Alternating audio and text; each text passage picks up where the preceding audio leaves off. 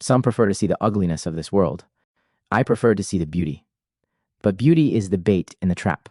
A person can endure the most severe trials if they see meaning in them, but the whole difficulty lies in creating that meaning. Carl Gustav Jung.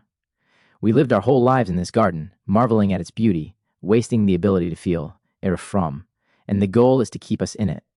A beautiful trap, inside us. Free will is what distinguishes a human from a machine.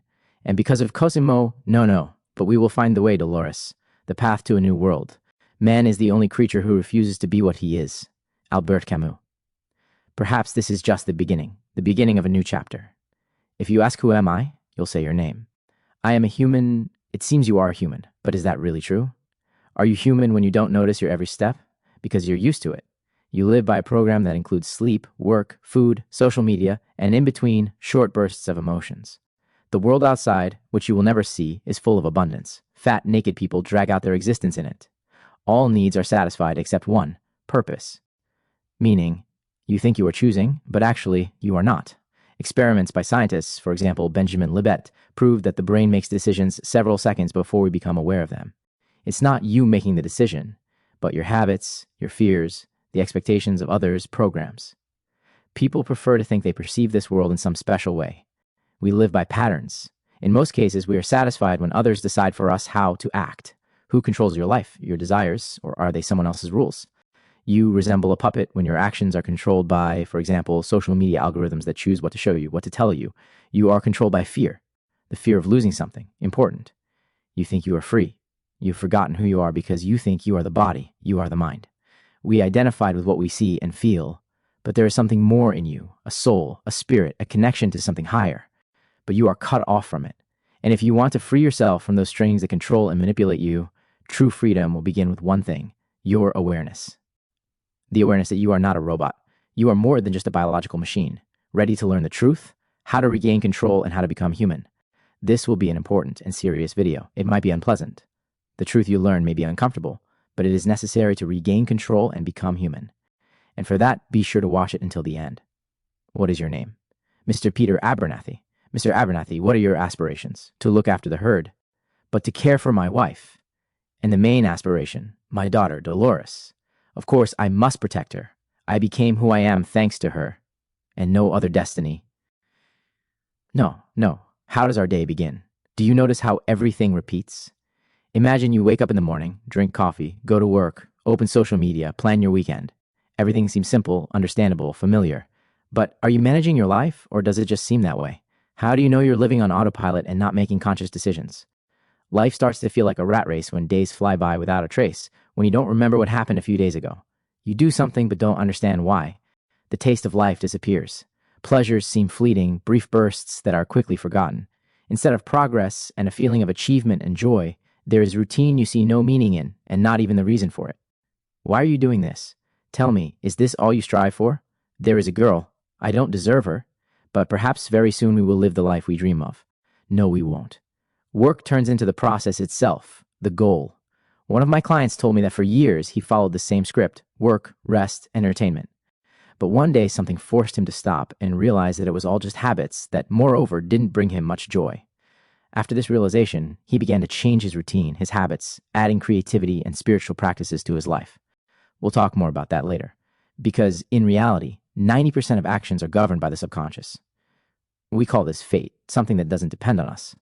And if you think you decide to check your phone or choose what to have for breakfast, your brain has most likely already chosen for you, fractions of a second or seconds before you become aware of this desire. This has been proven experimentally by science. The decision is made by the brain even before we think we have made it. What do you want? I don't know.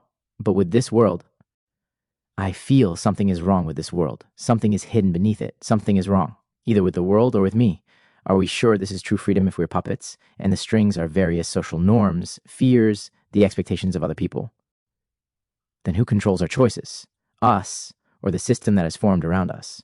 Goethe said that the greatest slavery is not possessing freedom, but considering oneself free without being free. We believe in our freedom, but it is quite illusory. We only see what, for example, social media algorithms want to show us. We only see what is around our fairly repetitive route. And our emotions are controlled by the fear of missing out on something important, and we sink deeper into a world of filters. But a puppet can realize and see the strings, even cut them. Are you ready for that? You can wander through a maze for a very long time, but if you rise above it and see and realize that it is just a maze that, moreover, has no exit, that will be the way out of this maze. If you are ready to learn it, then continue watching further and watch until the end. I want you to find something. The maze. What kind of game is this? The task is to find the center of the maze. If you find it, you might become free. I want to be free. There is a very good film, The Social Dilemma, which shows how algorithms are created not for our happiness, but to create our dependence. And not just social media algorithms. I want people to know that everything they do online is carefully tracked.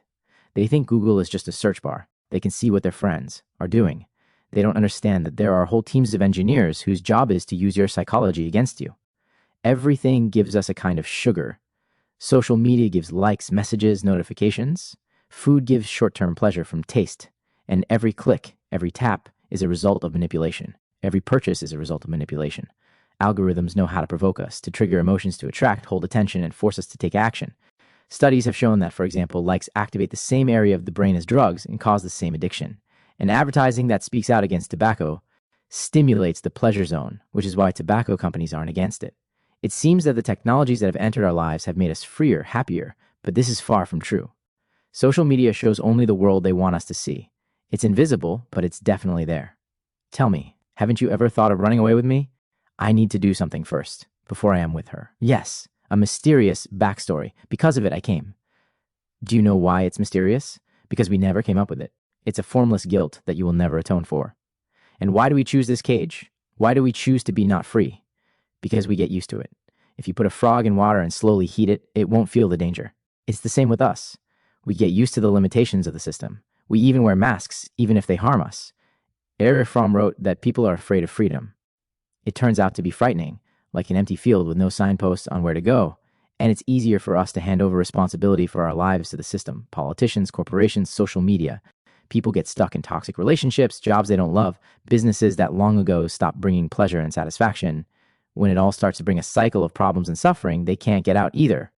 It's scary to change something, the fear of the unknown. What will be in this void, even though you really want to? I must warn you about something. Not about what you are doing with her. I must protect her. She is perfectly fine, mister. Enough. The economic system is also an illusion. We work, create some value. Many of us don't even understand what value is created. Sometimes one person creates less, another more. The created value, sometimes one person creates immense value, the rest goes to the owner to get, and this injustice is carefully hidden, polished, so that we don't ask questions.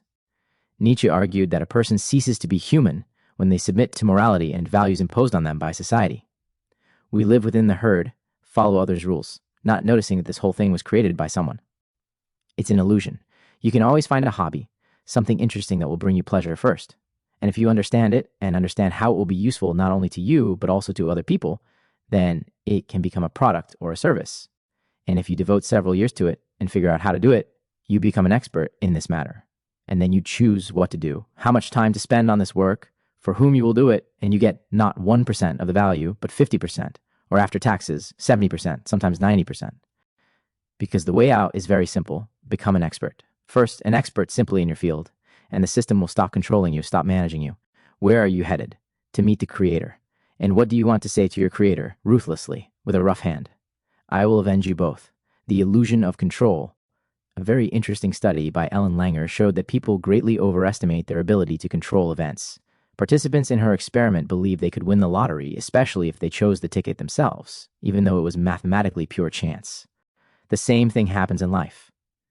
We think we are choosing, controlling something, but in fact we are led by our habits, led by our fears, led by social norms. We are in this system, in the matrix. And the matrix is not technology, but our interpretation of the world inside, right here. Imagine you are walking through a maze where all turns lead to the same point. And until you rise above it, you will continue to walk in circles.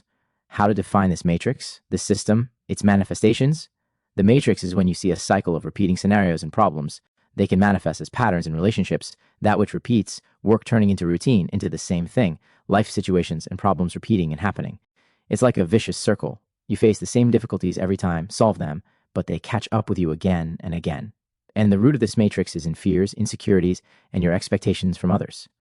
Are you sure that today you chose your path, that you are going your way, and not just following a program, following this circle of the maze? How to recognize and notice all this. We'll talk more about that later. Have you seen these blueprints? I have no idea. They cannot see what would cause them pain. I freed them from that.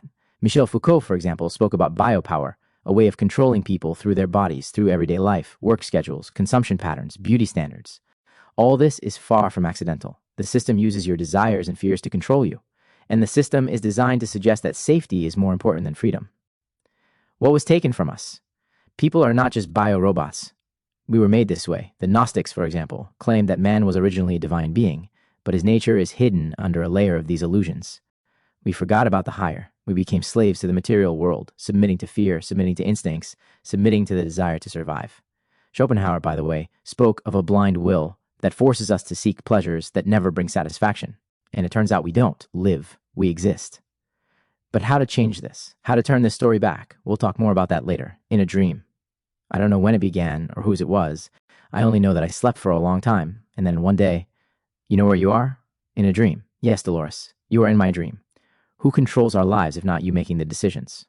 Then who? Your fears, social media, the economic system? True freedom is not just leaving your cage, but realizing that the cage exists and the door is open. And it's important if you have the readiness. Are you ready to open that door? If yes, watch the next part of this video to the very end. Better yet, rewatch it several times. You don't want him to freeze or feel shame. You decided to cover his nakedness, right? They are not cold. They are not ashamed. They don't feel what wasn't programmed into them. You see, imagine you see its tip above the water, only about 10%. The iceberg is hidden. Now think, what if you yourself are this iceberg? We know and see our body. Some of us don't feel it, but most at least feel pain. We think, we perceive our thoughts. Sometimes we feel emotions, but this is only the visible part. What is hidden in the depths? The hidden levels are our soul. It is the spirit. It is the absolute. It is they who give life meaning. But the irony is that most of us live unaware of their existence, or even categorically and persistently deny it. We are stuck on the lower floors. He dreamed of the real. He wanted to create consciousness. He imagined it as a pyramid. Look, memory, improvisation, self-interest. And at the top, let's start with the famous Maslow's pyramid, which begins with physical needs, food, sleep, safety. How do I survive? How do I get this food? How do I be safe? Higher is the desire for comfort and stability, and most people never rise any higher. Why? Because they begin to be controlled by anxieties. Will I have enough money? Can I keep what I have? What will others think of me? And at the top of the pyramid is self-actualization. That's where creativity lives. Love. Love for oneself. Love for one's work. The desire to help others. At the very top, transcendence. Connection with something greater, with some meaning larger than yourself, which may even extend beyond life. But for most, of course, this top becomes an unattainable Everest. And many of us were explained that these levels are like the top of a mountain. They exist, they are important, but few get there. And there's not much point anyway. It's about flying away, losing touch with reality. But by rising higher, you will see how fears disappear, how confidence, on the contrary, appears, how a sense of meaning in these actions appears. How does the system affect our freedom? The economy turns a person into a robot, a resource. We work to survive, not to realize our desires. Goals, turn it on. Only cognitive functions without emotions. And instead of freedom, money often becomes a trap. In my practice, many people think that a salary increase will solve all problems, and often choose a job, some promotion, for the sake of this salary increase. But it becomes a disappointment, because with it comes more responsibility and much less time, less enjoyment of the process. One client realized that even a high income made him unhappy because he was engaged in a business he sincerely hated. And when he changed his job, changed his business, and chose something that matched his talents and interests, his life changed. How to do it? Generally, the first step to this freedom is, first, figure out what you really want. What do you want to do? What are you interested in? Second, learn to negotiate with other people. Learn to see their emotions, notice their reactions, interact with them, understand what they like and what they don't. Why are they your reflection? Third, understand something well enough that within a few years of hard work you become free thanks to the fact that you have skills that others need. Do you want to wake up, Dolores? Yes, I'm terrified. As long as you answer my questions correctly, there is nothing to fear. The incongruity of your world? No. Is anyone nearby, a father, for example? What does this life look like on the lower levels? If you imagine a scale of states, the lower levels are anger, fear, shame. These emotions force you to live in tension, and we react, defend, fight. It's like living on the first floor of a noisy house where something is constantly passing by, where someone might break down your door, and you only feel anxiety, chaos, and disorder. The chakra system, for example, also speaks about this. The lower levels are responsible for survival, for pleasure, for control. When a person gets stuck at these levels, they live in a world of desires, some vices, fears, and not even knowing that above there is silence, calm, and harmony. Imagine a multi-story building. The first floor is your body. The second is the mind, which is constantly analyzing something, controlling, trying to give something meaning, some explanation. The third is the subconscious, where programs, habits, fears live. But there are also upper floors, and that's where the silence is. There, inspiration opens up. There you understand that life is not only a struggle, but also joy. The problem is that most people don't even know these floors exist. It would be interesting to know what you really feel. In the end, now you are in a unique position. You are a programmer who knows how machines work and a machine familiar with its own nature.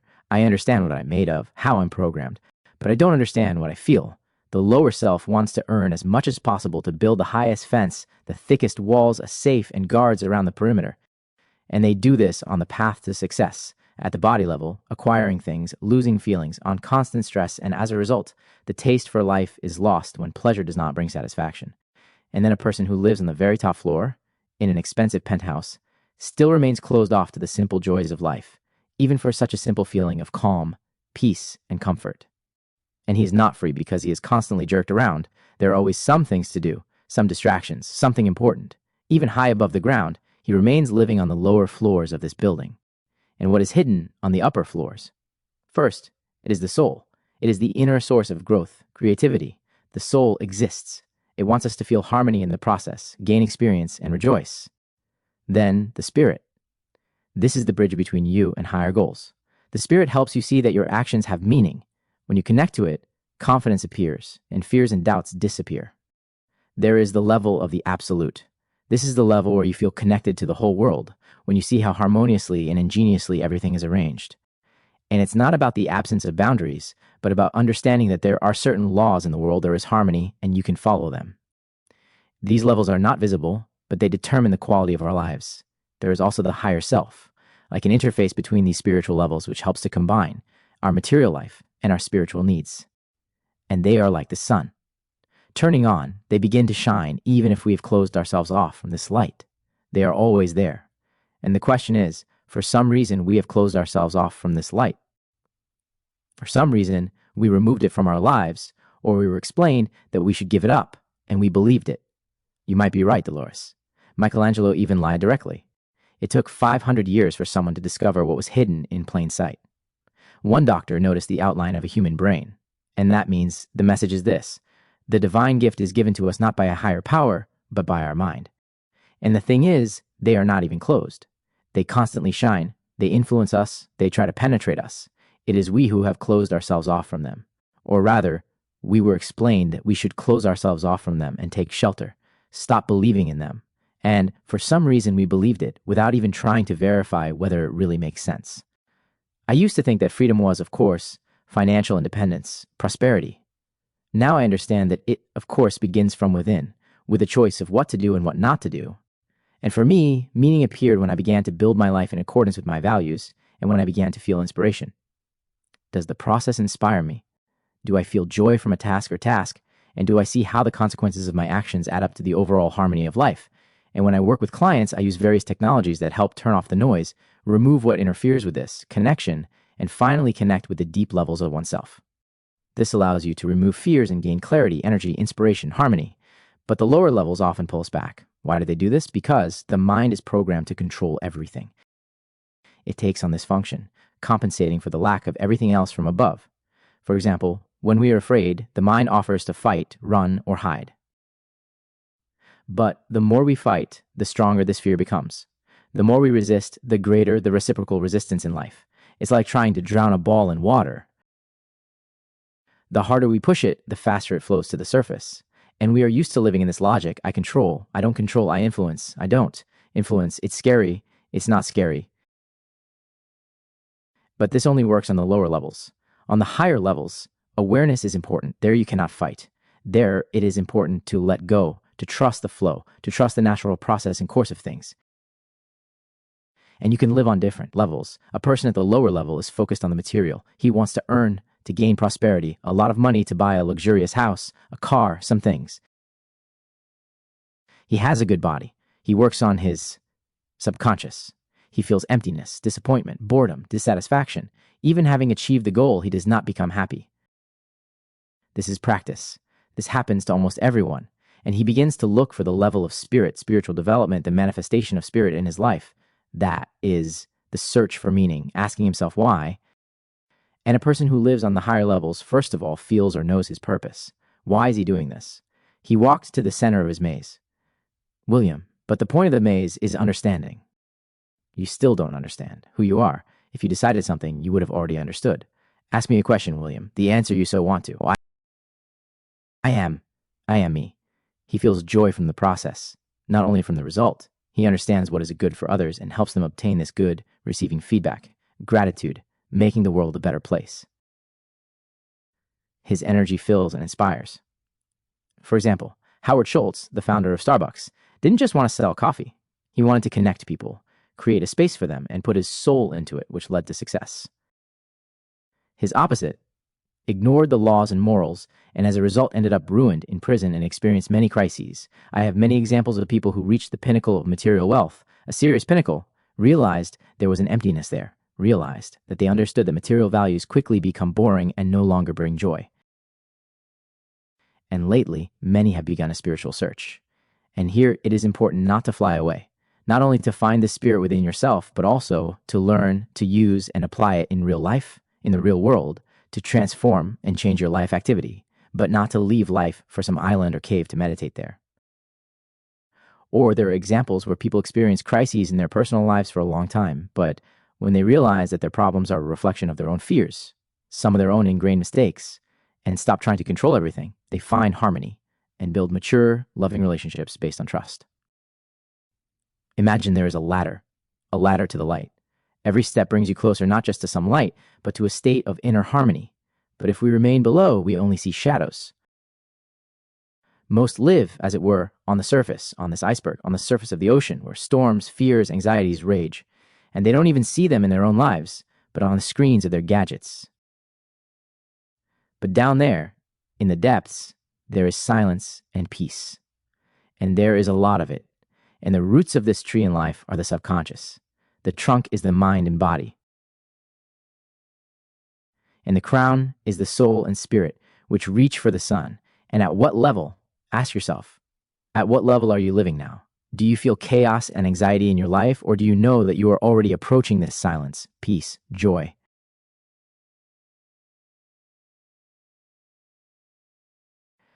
Your path begins with one important realization, that there are higher floors, and you are ready and want to see them. Already many subscribers from my Telegram channel have begun this path. They have already learned to free themselves from the influence of the ego, create harmony in their lives. For example, they say they understand that the inner critic is not an enemy, but an ally. They were able to come to an agreement with themselves and stop reacting to various irritants as before, and now solve conflicts calmly. Or they learn to notice automatic attitudes, replace them with useful ones, change their attitude towards themselves, or even discover something new in themselves, from which they became calmer and more joyful. And they began to notice that from this, the reality around them also began to change. For this, I suggest you see for yourself how it works. Just take it and try it and see what happens. The link will be under this video. How to understand that you are on the right path? New inner desires appear in life that you can no longer ignore, and you begin to act out of love for this process, from this energy, and not in order to prove something to someone or to get a good grade. One of my clients once said that he started doing something not because he wants to or doesn't want to, needs to or doesn't need to. He simply feels that he cannot do otherwise. Otherwise, he would betray himself. I will tell you about how these levels are arranged and how they work in the next video. For now, write what you think, what you feel. Put a like if you like the video. Share it with your friends and acquaintances. Subscribe to my channel. Right now, your support is very important for me personally, for the development of our